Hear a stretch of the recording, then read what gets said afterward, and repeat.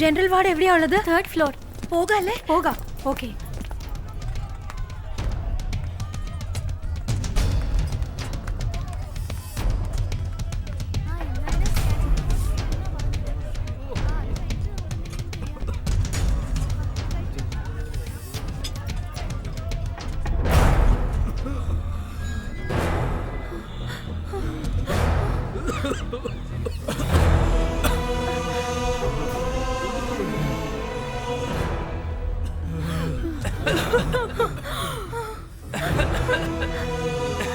ദൈവമേ, 6th സെഞ്ചുറിയിൽ വന്ന അതേ രോഗം. ഏത് രോഗമാണ് ഇന്ത്യയിലേക്ക് വരാൻ പാടില്ല എന്ന് കരുതി ബോധിധർമ്മൻ ചൈനയിലേക്ക് പോയതോ ആ രോഗം ഇവിടെ പിടിപെട്ടു.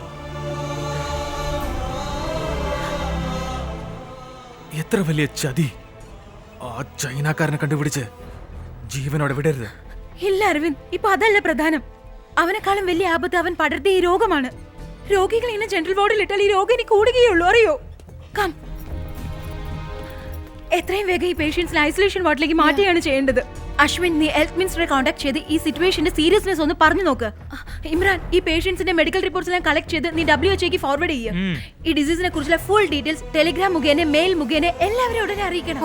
മിഷ, മാലതി, നിങ്ങൾ ന്യൂസ് ചാനൽസിലെ കോൺടാക്ട് ചെയ്ത് ജനങ്ങളിലേക്ക് എത്രയും പെട്ടെന്ന് ഇത് അറിയിക്കാൻ നോക്കണം. ഓക്കെ? അരവിന്ദ്, ഞാൻ ഈ ഹോസ്പിറ്റലിലെ RMA പോയി മീറ്റ് ചെയ്തിട്ട് വരാം. നീ ചീഫ് ഡോക്ടർ എവിടെയാണെന്ന് ആദ്യം പോയി ഒന്ന് നോക്ക്. Okay, let's go.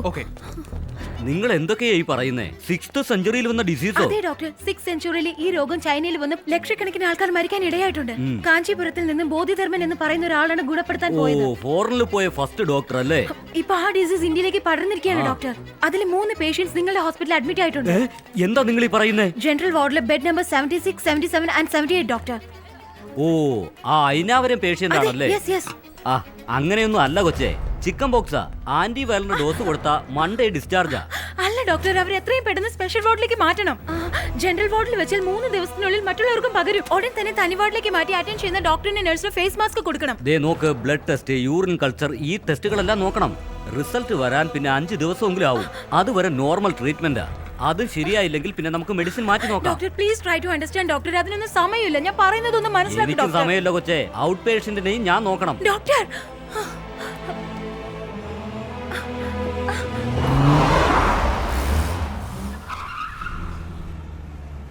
He must be here.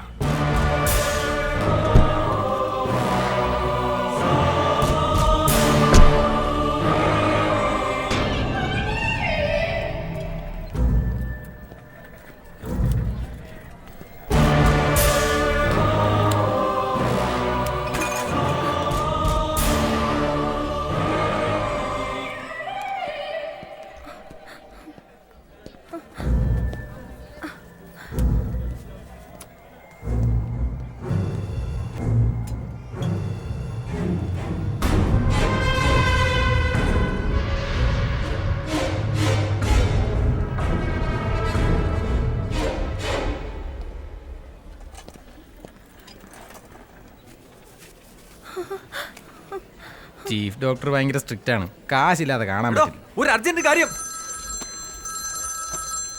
Hello hello Arvind. എന്താ ശുഭ? അരവിന്ദ്, എത്രയും പെട്ടെന്ന് ഹോസ്പിറ്റലിലെ പുറകെ കൂടി പുറത്തേക്ക് വരണം. എന്തിന്? ഡോങ്ലി നമ്മളെയും തേടി ഇവിടെ എത്തിയിട്ടുണ്ട്. അവനിപ്പോ എവിടെയാ ഉള്ളത്? അരവിന്ദ്, ആവേശം കാണിക്കണ്ട. അവനെ നമുക്കൊന്നും ചെയ്യാൻ കഴിയില്ല. നമ്മൾ അവനെ കണ്ണിപ്പെട്ട് നമ്മൾ ചിന്തിക്കുന്നൊന്നും നടക്കില്ല. Aravind, please understand. അരവിന്ദ്, ഞാനിപ്പോ എവിടെ വരണം? അത് ഹോസ്പിറ്റലിലെ പുറകിലേക്ക് വാ, ഞാൻ അങ്ങോട്ട് വരാം.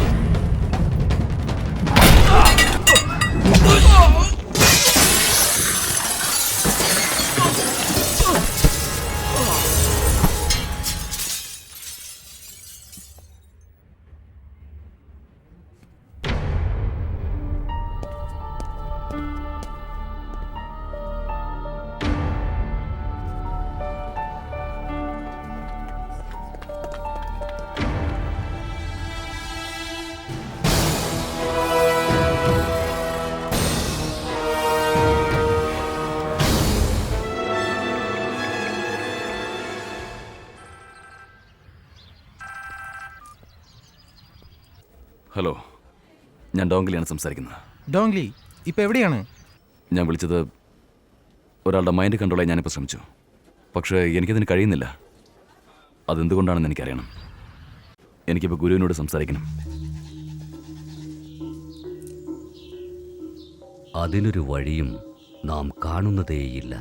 ഡോങ്ലിക്ക് എല്ലാവരുടെയും മനസ്സ് നിയന്ത്രിക്കാൻ കഴിയും. അതെനിക്ക് നന്നായിട്ടറിയാം. പറയൂ, അവനിപ്പോ എവിടെയാ ഉള്ളത്? സൗത്ത് ഇന്ത്യയിലുള്ള തമിഴ്നാട്ടിലാണ് ഉള്ളത്. അവിടെയുള്ള ഒരാളുടെ മൈൻഡ് കൺട്രോൾ ചെയ്യാൻ പറ്റുന്നില്ലെന്ന്.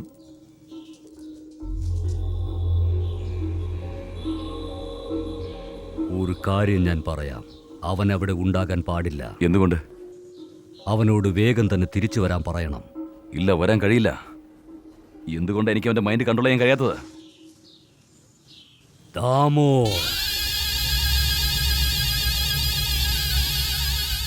അത് ദാമോയുടെ രക്തം തന്നെയാണ്. ഇയാളെ നമ്മൾ കൊന്നതല്ലേ?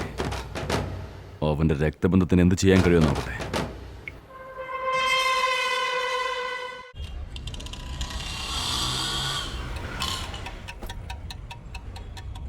അവരോട് ഉടനെ വരാൻ പറ.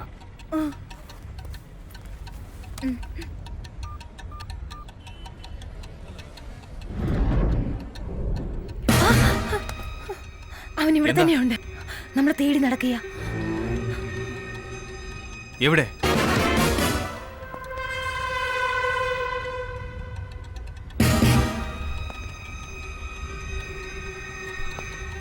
അവൻ നിന്റെ സൈഡിലേക്കാ വരുന്നത്. നോക്കണ്ട.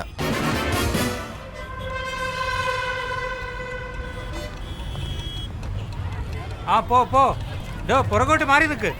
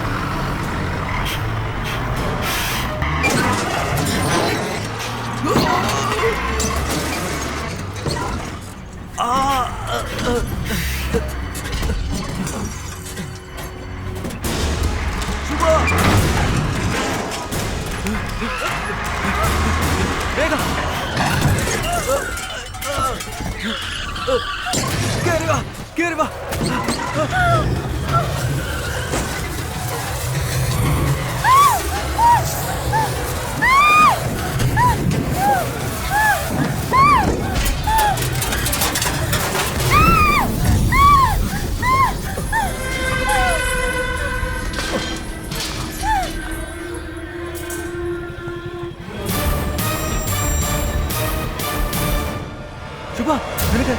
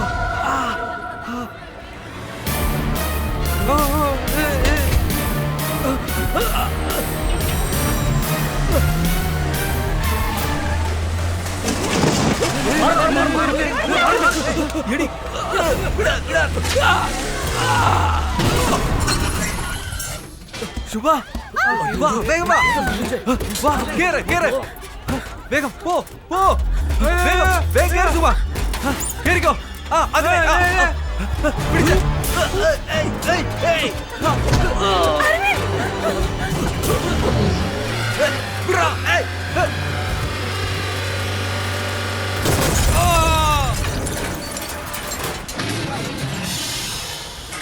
ഓടിക്കോ ഓടിക്കോ